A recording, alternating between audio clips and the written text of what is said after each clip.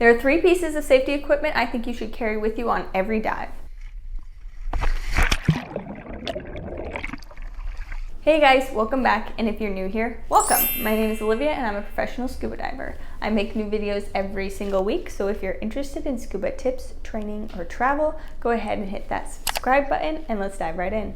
Number 1 is a whistle. So a whistle is something that's relatively small. It can be easily clipped into the BCD pocket or on one of the D-rings. Some BCDs are even made with a whistle built in on the clip of the chest strap. It's a very cheap and low impact accessory that I think is not worth passing up on. So this is an easy piece of equipment to add to your setup and can potentially be a lifesaver. So if anything's ever going wrong at the surface, you can use that whistle to get boats' attention so that you can get back to safety. The next thing that I think is important to carry with on a dive is a cutting tool. Whether that's a knife or a line cutter or scissors, whatever it may be, something that can cut most likely fishing line, but maybe even nets, if they're smaller, or even gear if you need to cut the straps off of gear in a more extreme emergency. And the last piece of equipment that I think absolutely every single diver should have on every single dive, no matter what, and I think is the most neglected piece of equipment,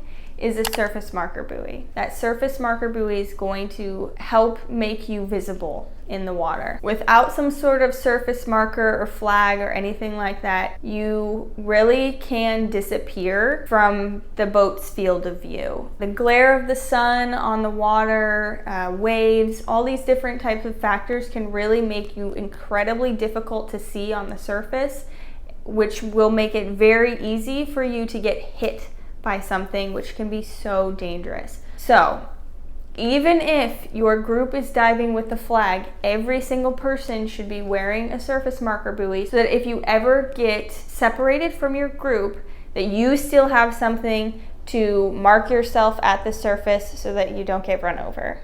Super, super important, and I also highly recommend you get in a pool and practice using it before you're out in the ocean so that you're just familiar with the workings of a surface marker buoy before you're in an emergency situation where you have to use it and you have no idea what you're doing. So those are the 3 pieces of equipment I recommend adding to your kit. They're all fairly simple pieces to add to your collection, so I will leave some links to those things in the description below, and that's all. Till we dive again. Bye.